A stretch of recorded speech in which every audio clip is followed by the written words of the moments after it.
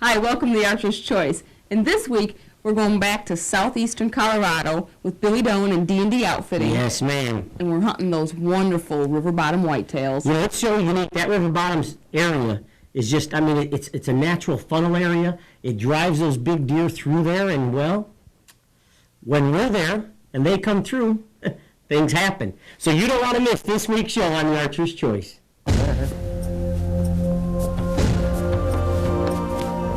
Billy Dowan has a large working ranch, and cattle and hay keep him going all the time. For relaxation, he looks to one thing, his deer. Those are Billy's deer. He protects them, makes sure they stay healthy, and he watches over his miles of river bottom like a lion guarding his meal. He knows the bedding areas, the travel routes, and the feeding sources for any given time of the year. Every season, we're lucky enough to draw our deer tags. You can count on us traveling out there to share some time with Billy and his family and try our luck at the big old mature Colorado river bottom whitetails.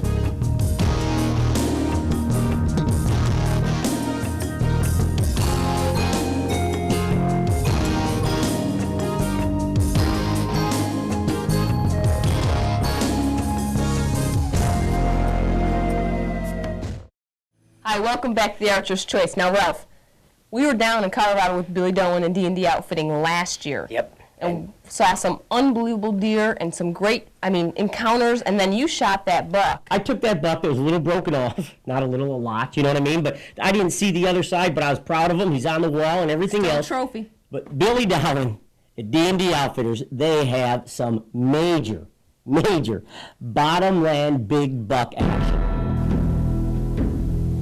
For years, we've all seen it on television, you know, big bucks running these river bottoms. And folks, let me tell you, it is pretty incredible. And why are we focusing on river bottoms? I'll tell you why. They create natural funnels. You got mostly agricultural fields coming up to these little patches of thick tamaracks or whatever you have there, big cottonwoods, and it makes those more mature bucks travel in these very narrow passageways. That's why we're concentrating on river bottom bucks.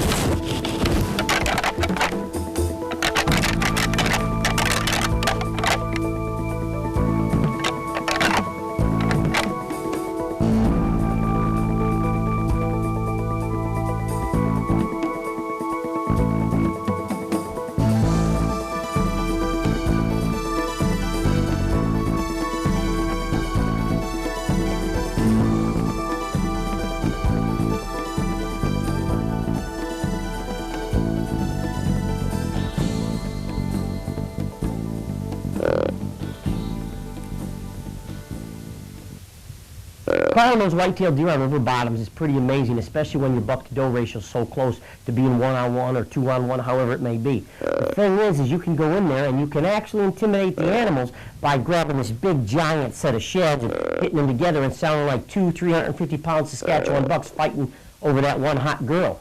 You go in there, use your rattle bag. HS makes a great little rattle bag. You just it's like tickling at times. It raises the curiosity. They can't tell how big these two deer are, but they say, there's a hot woman there. So next thing you know, they come and investigate.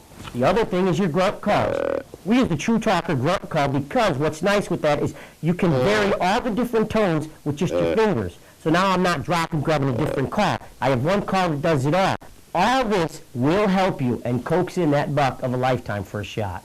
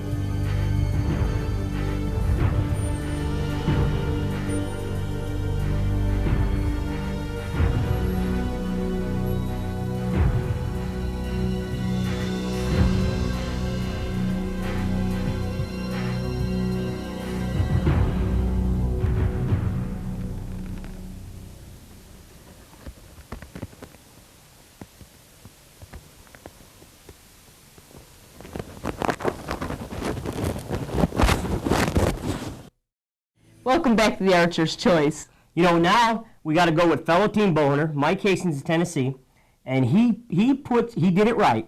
He checked the wind, he knew where the bedding area is, he knew where those bucks were traveling through, and he was in the right place at the right time.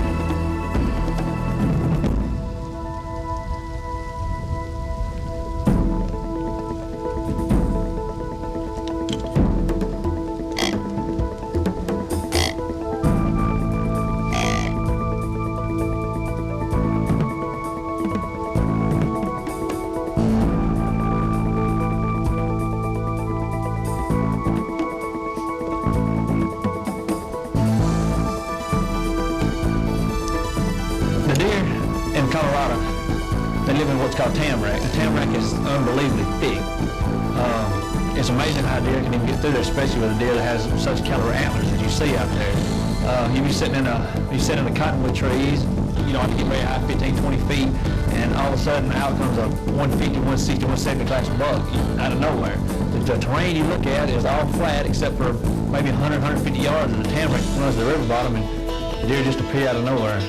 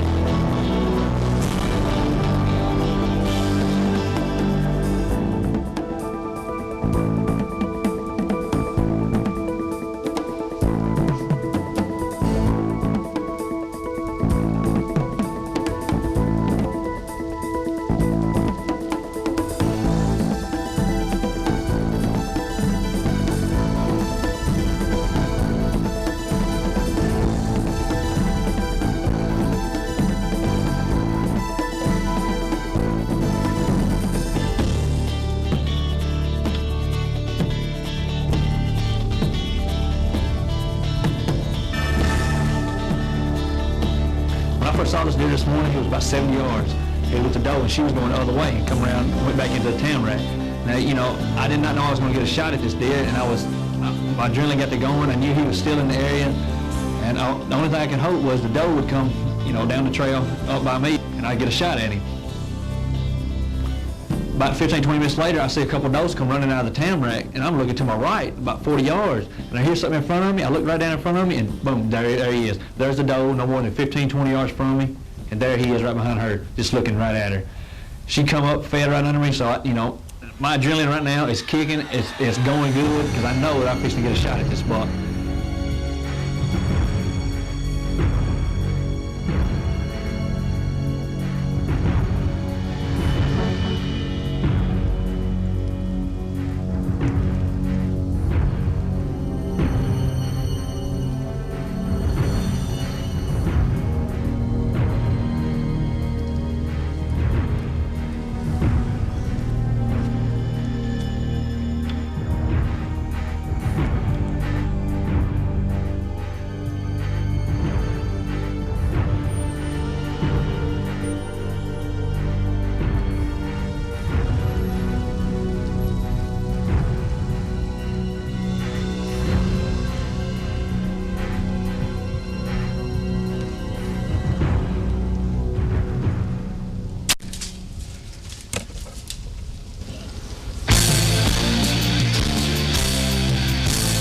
Man, I was so excited. I was able to pull off a great shot. My adrenaline was flowing so highly from watching this deer. I was watching this deer for over 10 minutes.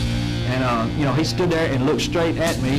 He didn't offer me any shot at all for 5 or 6 minutes. And when he turned and I was able to make a good shot, it was just an awesome feeling. You know, it was great. It was a great hunt.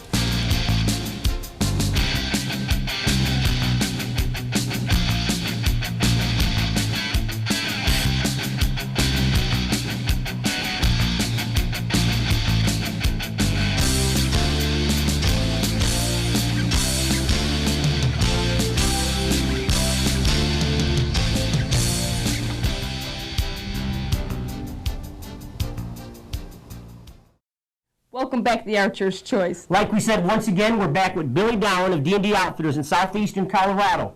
And we are hunting southeastern Colorado river bottom bucks.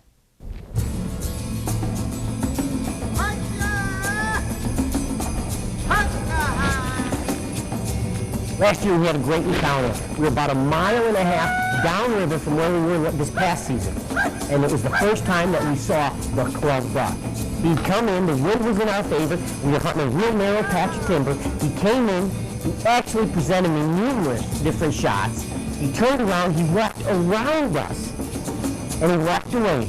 And how many of you have been in that position where you second guess yourself? You got that little, the devil here and the angel here goes, shoot, no, and you're sitting there, and then a year later, or you're sitting after season going, oh, I should have took that shot.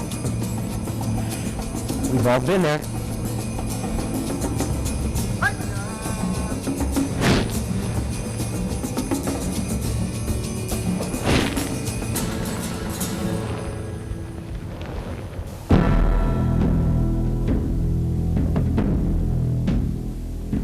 Here I am this year, sitting in the stand about 1.5 miles up the river from where we were last year. And I catch movement, I see, I look at what the binoculars, oh, good deal. Turns and it's the club buck. 1.5 miles down the river, here's the club buck. And I've talked to Billy numerous times, he said he's never seen this deer ever before. Now, I'm asking myself, what do I do? If he comes in, what am I gonna do? Am I gonna take him this year or what? As I'm watching him and I'm glassing him, and I'm starting to realize, boy, did he grow. He's got a bunch more kicker points. He's wider, he's taller, and he's coming down our trail.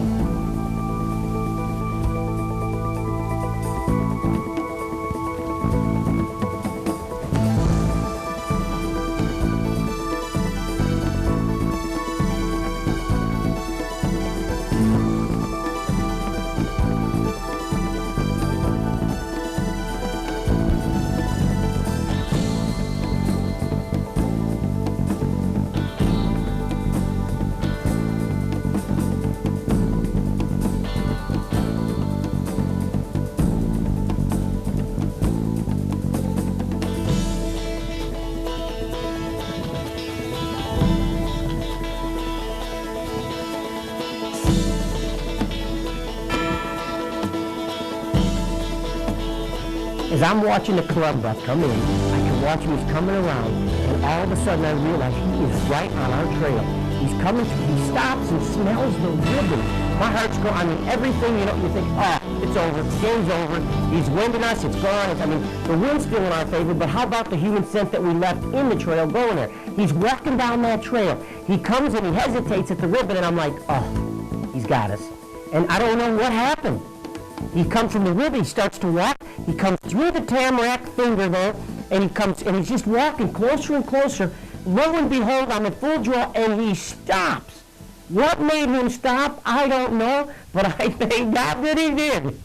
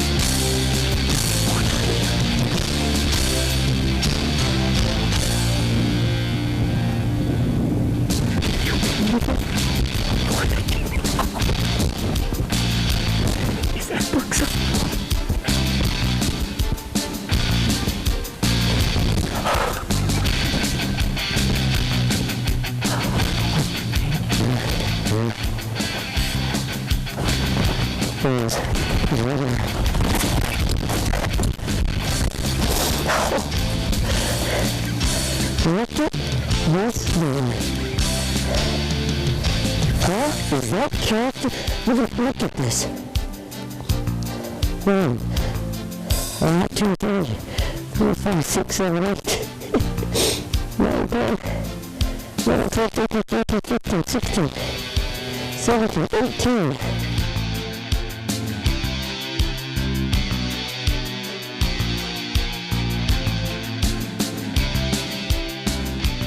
The club has been clubbed. I'm gonna club Come him. on, come on. Only he could have a buck come back the next year. Strategy. I Strategy. passed him up that he'd be bigger this year. Yeah, right. My boots are not on my feet, so forget about it. Hey, whatever. Let's just thank Billy Dowen and D&D Outfitting. Absolutely. We want to thank you again for sharing some time with us. And remember, come back next week at the same time. Same station. Right here on the Archer's Choice.